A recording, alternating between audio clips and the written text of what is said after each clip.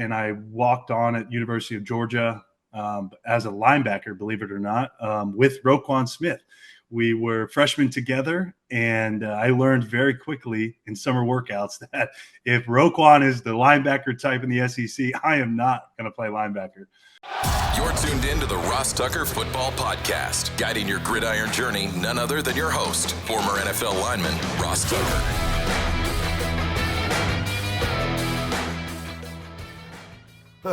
Oh, yeah, it is.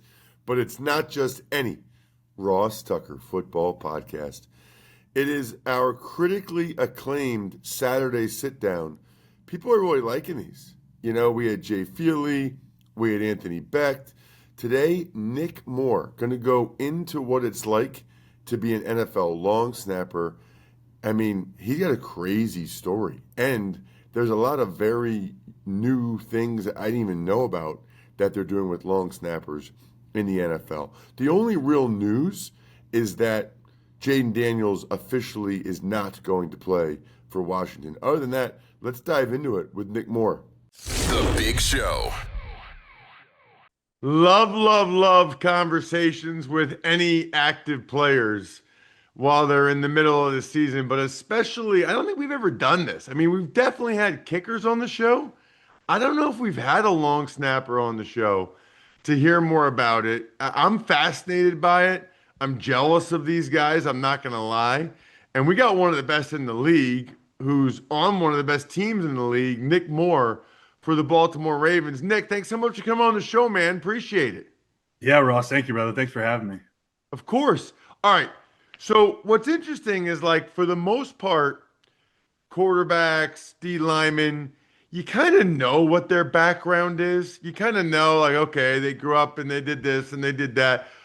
Dude, you guys come from everywhere, and your stories are all totally different in the long snapper world. So walk me through, your background and how you got here, where you're one of 32, NFL long snappers in the world. So my goal coming out of high school was never really to play football. I played football growing up. My dad's a football coach and baseball coach, and I played football and baseball through high school. And baseball was always my passion, was always the game that I loved. So after high school, I got drafted in 2011 by the Boston Red Sox in the 30th round, and got a decent signing bonus. So I elected to do that instead of go to college. And so I spent about 4.5 seasons in the minor leagues with the Red Sox. And unfortunately, I was not very good hitting. So I got cut, and then ultimately decided that baseball had run its course with me and I was going to move on and try something else. And so I decided to retire, and I walked on at University of Georgia as a linebacker, believe it or not, with Roquan Smith. We were freshmen together, and I learned very quickly in summer workouts that if Roquan is the linebacker type in the SEC, I am not going to play linebacker. So fortunately, Jeremy Pruitt was our defensive coordinator back in 2015, and he moved me to fullback. And I ended up playing a decent amount at fullback and mainly special teams over the course of my first couple of seasons at Georgia. And then it was kind of one of those situations, Ross, playing in football for, in the NFL and stuff. There's always like that moment where the coach is like, all right, we need a guy who plays a regular position that can also long snap in case we need an emergency long snapper during the game. And so Coach Smart was like, is there anybody here who plays, any position that can long snap? And I'm sitting in the back of the room, kind of just looking around like, yeah, I guess I can try it, And so he gave me an opportunity to try it in 2016. I did it throughout camp, and then I did it kind of sporadically through the season, did a lot of scout team stuff.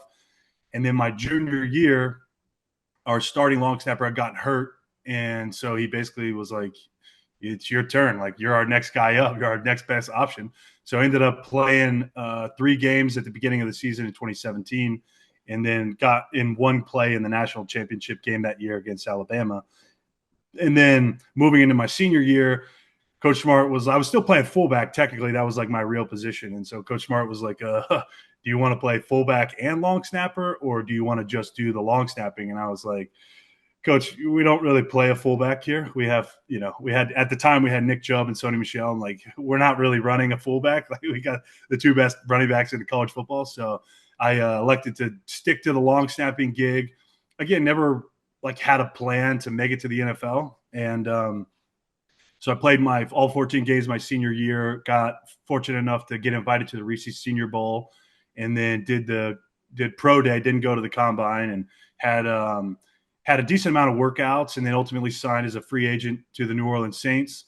That lasted midway through training camp. Got cut, and then basically went back to working a regular job. I was a financial analyst in Atlanta, and then the XFL came around in middle of fall of 2019. I got drafted by the Tampa Bay Vipers, ended up playing there all the way up until COVID in March of 2020, and then season shut down. Contracts were not terminated, but they gave us the option if we had a chance to sign with an NFL team, then we're going to allow you guys to break free of the contract. Because at that time, we weren't really sure. Like, we thought COVID was going to be that 2-week deal. And so they weren't sure if the league was coming back. But after about 2 weeks, they were like, all right, looks like it's not going to come back. And then the Ravens signed me at the end of March in 2020. And here we are in 2025, still going for the Ravens. That is unbelievable, dude. Yeah. I didn't know that story. Crazy journey, man. You guys all have like good stories. Yours might take the cake. Pro baseball, financial analyst, raising your hand. You hadn't done it before while you're at Georgia and saying, dude, there's like 5 aspects of that are just bananas. This is why I love this job and I love interviewing people. And, I have like, 7 or 8 questions for you or whatever. I could easily do the whole rest of the interview just based on things responses to your opening statement there. I mean, the first one, which I have to say, you played both baseball and football, and you liked baseball more. You preferred baseball? Yeah, the one thing I loved about baseball is the lack of practice, like organized practice. Like you spend a lot of time hitting the cage and all that, but football is like, when I was younger, I didn't understand kind of the importance of the practice. But I didn't understand the mental side, the toll that it takes on your mind when you play every single day. But as a kid, like you play 3-4 times a week and you don't ever practice. You just play in games. And like, I was doing really well in high school and stuff. So I was like, this is awesome. Rather than play once a week, have to practice 3 or 4 times. And you just, the monotony of it just kind of gets like, all right, I just want to play in the game, like all that, when I was younger. And then got into baseball and learned the hard way that the not having that practice where I don't want to call it a mental break, but being able to play a game and take what you did in the game and have time to focus on your craft, develop techniques, work on some things that you're trying to get better at.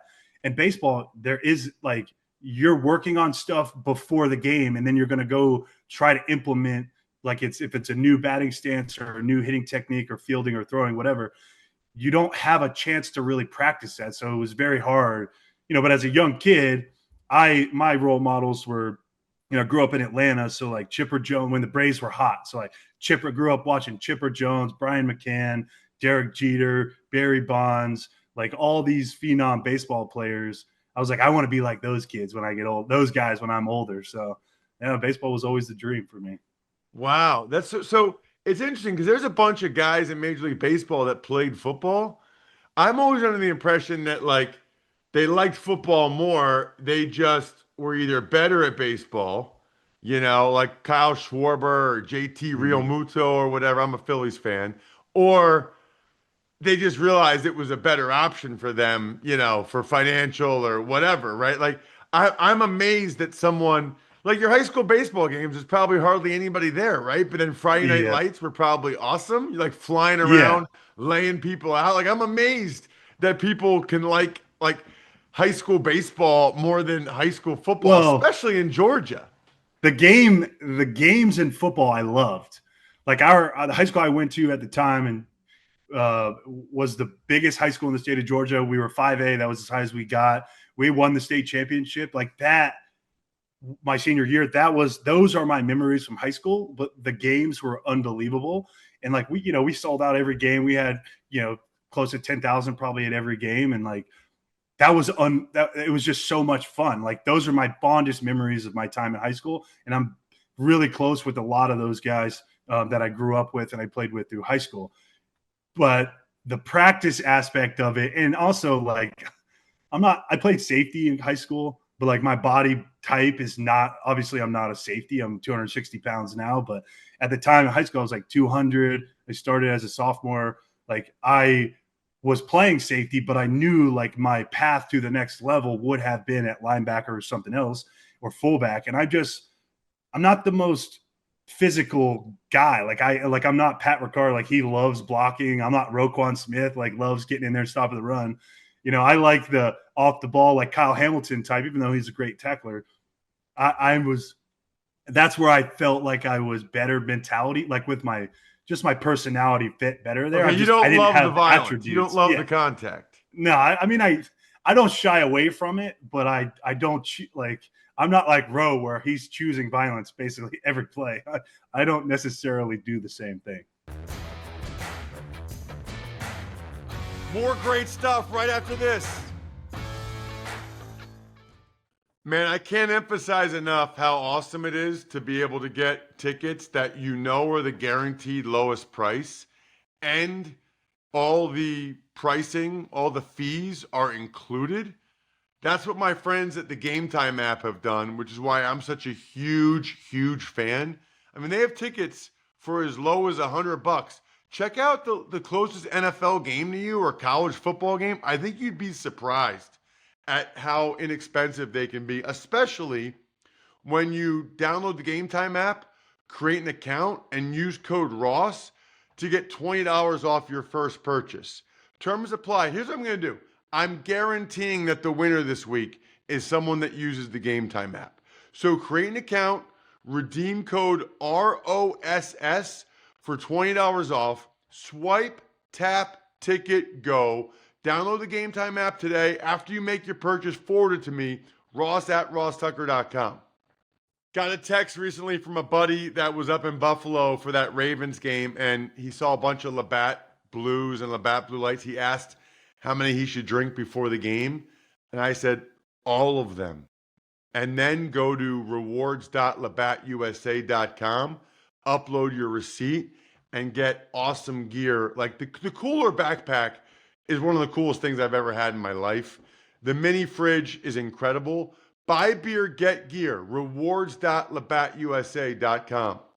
Yes, honestly, dude, that's what I miss the most about playing. Not like the guys or camaraderie or even the money. Like I miss the violence. Like I miss, like that's Some what I people like. love it. What position did you play in baseball? I got drafted as a third baseman, and then I also played first. I moved over to first, so the latter half of my career. What's the highest you got? So officially, the highest I got to was high A. At the time, I think it still is Salem Red Sox when I was with Boston out in Salem, Virginia. What is so hard?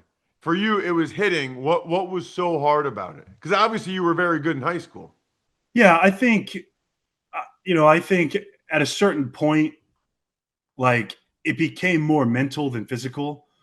Like the mental toll that it took on me was rather egregious. I feel like I wasn't able to handle how much failure you really got. I mean, like the best hitters in the world are good 3 out of 10. Like understanding that it's okay if, you don't do well.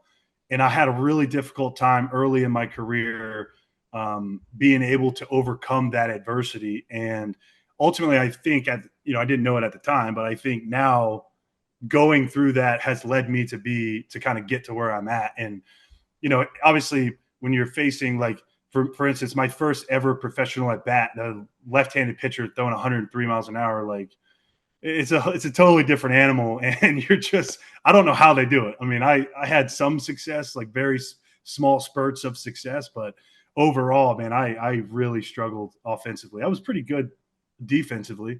When I moved over to first, I had a hard time throwing the ball to first from third base. I took my offense to my defense a lot, and the mental side of it really affected my ability to perform. And ultimately, that's what, not that I would have made it to the big leagues anyway, but that was the biggest differentiating factor for me. You know, that's one thing I always ask long snappers. And it's like, I'm not surprised that you were drafted in baseball. You probably had a good arm. Because I think, like, I'm a believer. You can't just like train your 8-year-old every day to be a long snapper and then they're going to be an NFL long snapper. Like, there is a certain element of natural ability, right? It seems like a lot of you Mhm. guys are at least former high school baseball players and could throw like in the 80s. You know what I mean? Like, Yeah. I've talked to a bunch of you guys that have a baseball background and could at least throw in the 80s. Like, you had that type of natural velocity. Is that fair to Hmm. say? Yeah, I agree. I think most of us are, the vast majority of us are really good at throwing, whether it's a football or baseball. I think that is a key part of long snapping, is the ability to throw, create kind of that whip angle between your shoulder, elbow, and wrist, and really getting that, understanding that mechanism with your hand-eye coordination. And I think a lot of that comes from doing the baseball stuff. You mentioned that you're 260. How tall are you, Nick? 6'3". It feels like between like 6 foot and 6'3", 240, 265, maybe 270 is like the ideal long snapper body type. A, Yeah. is that fair? And B, why would you say that is? I think that's 100% fair. It's a very accurate description of the majority of us. There are a handful of us that are shorter than 6 foot, and there's a handful of us that are taller than 6'3". But most of us are in that 240 to 260, 270 range. Because, I mean, you look at like this past game, we play the Browns. They had four guys on their punt rush team that weighed 285 plus. So like if you're out there having to block, like my first play, I block in number 99, and he's like an edge rush guy for them, probably weighed like 285, 290. And then the next point, I'm blocking number 98, who's like 300, another edge rush guy. Like, you need that size to be able to handle that, because the hardest part of long snapping at this level, not counting like the consistency of it and the mental side of it, is the blocking aspect of punt. Like, we all have responsibility in punt protection, where we have to block a lot of times dudes that are paid money to get off the ball. I mean, you look at, I don't know all their first names, but I've blocked Armstrong, who was with Dallas, who's now with Washington. I blocked Guyton, who was with Dallas last year. I've gone up against Christian Wilkins when he was with Miami. And I mean, like, the list goes on about all these dudes that they get paid millions of dollars to rush against offensive linemen. And then you throw them up against a long snapper. Like, the only help benefit you're going to have is that size and that mass to get in the way of those guys. Because physically they're going to be better. They're going to be better football players, 100% of the time. And they're also going to have a better understanding of how to attack a rush against a offensive tackle and a long snapper. So it makes it very difficult when you get down into that 225. Like, a lot of the college guys are like 225, 230. And I get asked all the time when I work with these kids coming out of college, like, what do you think I should weigh? And it's like, obviously it's dependent upon like your overall body size and stature, like whatever your frame can handle. But I say, man, I've played some of my best ball at 270. I mean, I was all pro in 2022 and I finished the year at 275. So granted, it was a little bit heavier than I wanted to be, but it's very hard. As long as you can move your feet in the pocket, it's very hard to move you the more you weigh. I mean, that's just basic physics there. So I was fascinated talking with you last week on Friday at Friday's Ravens practice. You had something on your wrist and you were telling me about, that certain things are tracked. I didn't know that was a thing for long snappers anymore.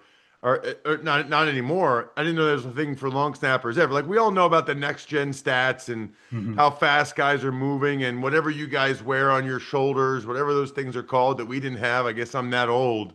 But I didn't realize that there was also technology for long snappers that teams are utilizing now. That was fascinating. What can you tell the listeners about that aspect of it?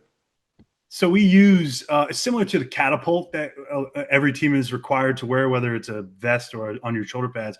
That tracks like your running speed, your change of direction times, your acceleration, deceleration, all the moving parts of your body when you're playing football, and it keeps track of like how far you travel and all that stuff.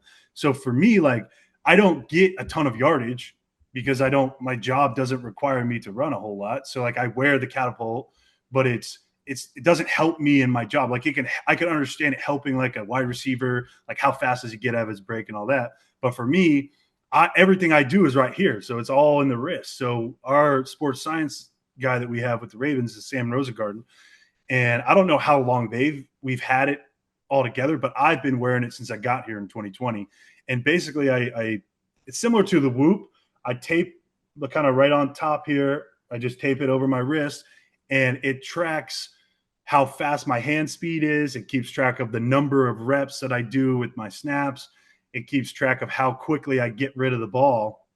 And kind of what I was telling you the other day, it's another tool that I can use if something it feels off when I'm snapping, like if I feel lethargic or like, hey, that release felt almost too fast. And so I have kind of an average because I've been doing it for so long with the Ravens that they have a data stockpile of, thousands and thousands of reps. So they kind of have a generalized average of where my hand speed is typically at and how fast my release typically is. And so it's another way for me to kind of match the feel with the reality of what's happening. And I can use it to kind of critique stuff. It sometimes if we use certain footballs, like the quarterback balls, for instance, they have a special chip in there that pairs with the one that I wear. And it can track like my spin rate, the percentage accuracy of the spiral, the general location of the snap. Like there's a lot of different stuff that we can use to kind of help me as I'm working towards getting ready for the game. That is absolutely incredible. So people introduce you a lot as, hey, this is my buddy or my husband or whatever. Nick, he plays for the Ravens, and people say, what position do you play? There's always people that have no clue, right? There's people that like, people still say to me, what were you, a linebacker? Like for some reason, that's the only position they know is quarterback and linebacker. Yeah. A lot of people say tight end now, which I greatly appreciate. Greatly. You look like a tight end now. Thank you, dude. I'll take Yeah. it. So, when you explain, like I'm just curious. I think 95% of my audience knows what a long snapper is, but how do you describe it to people that like don't know much about football? So I get that look all the time when I'm talking to like a fan or like somebody at an event. They're like, "Oh, you play for the Ravens? What position you play?" I'm like, "Oh, I play long snapper." They're like, "Yeah, cool." I'm like, oh, obviously you have no idea what that is. And so for me, my go-to, for the last 5 years has always been, well, every time that Justin Tucker goes out to kick a field goal, I'm the guy who snaps the ball to the holder. And that holder is the guy who catches it and holds it for Tuck as he's kicking it. And it's the easiest way. And I'm like, yeah, I also snap to the punter because most people have a general idea of what a field goal and a punt is. I'm just like, yeah, I'm the guy who throws it upside down between my legs to the guy that catches the ball on the punt or the field goal. And it's the most simplest way because a lot of people understand the kickers. Like most of the kickers are starting to get pretty famous around the league. So, and obviously I played with Justin for so long that it was easy to be like, yeah, every time he kicks field goal, I'm the guy who snaps it. That's a good explanation. That's the right explanation. I'm like a center, but not a center. I'm like, because I'll say that and they'll be like, oh, you play center. I'm like, yeah, but I don't snap to Lamar. I snap to somebody else. Yeah, that's funny, man. And by the way, I said this on my show earlier in the week. Special teams are important, man. There's a bunch of games that were won and lost last week 2, based on special teams. I mean, even in your game, you guys had a nice punt return, and obviously you had a blocked punt. So that's a real thing. And as I said, Nick, nobody ever calls into a sports talk radio to talk about special teams. Nobody cares about special teams until it's the reason why their team lost the game. Then it's like, Who's our special teams coordinator? Fire Yeah. that guy. You know Yeah, what I mean? that's It's the like, first response is fire the coordinator. It's like, okay, dude, you haven't talked about special teams all season. And, I think, like playing in the league, Ross, like I want to say the stat is something like 78% or 80% of games are won by less than a touchdown. So every time that we go out to kick a field goal, whether it's a PAT or a field goal, where you go to do a punt and it's all about field position and in these tight games where defenses are holding, it's hard to get the ball moving on offense. Field position is so important. And every time we go to kick a field goal, we're putting points on the board. I mean, just look at week one, like, we lose by 1 point and we also missed a point after attempt. So not saying that's why we lost at all, because it's not, but it's just part of the game. And every time we go out there, it's so crucial that we execute what we're supposed to do, whether that's kick a field goal, whether that's block a punt or get a big return or pin them deep on a punt or tackle them inside the 20 on a kickoff. Like, that's such a huge part of the game that now offenses are getting so good. Like, the percentage of a team getting points if they're tackled inside the 20 versus if they get the ball at the 35, it's astronomically different. And so you're going to reduce their chance of getting points so much. And all that comes down to is special teams play. And it's just such a vital part of football. I mean, it's 1/3 of the game, like of the team. Obviously, it's the play wise is probably not 1/3 of the plays, but it's 1/3 of the team for a reason. It's a huge part of how teams are good. I mean, you look at all the teams that make the playoffs every year, or the teams that are in the Super Bowl, like they're at the top of the list on special teams because it can help your team or hurt your team a dramatic amount. So, Nick, thanks so much for coming on the show, man. Really appreciate it. Hopefully I'll see you again later in the year. absolutely, man. I appreciate you having me, Ross. Hope you guys enjoyed that as much as I did. I know that I'm enjoying these Saturday sit downs where it's not really time sensitive. I just get a chance to talk to somebody about a cool topic. What a crazy story Nick has. I didn't want to play football. That was awesome. Hope you guys enjoy the rest of your weekend. We'll talk very early Monday morning. I think we're done here. Thanks for tuning in to the Ross Tucker Football Podcast. Make sure to also check out Even Money, Fantasy Feast, and College Draft, all on the DraftKings Network on Samsung TV Plus, YouTube, or subscribe to the podcast on your favorite platform. Shout out myfrontpagestory.com. Shout out Sporticulture. What about Pizza Boy Brewing? HumanHeadNYC.com and BackOfficeScheduler.com.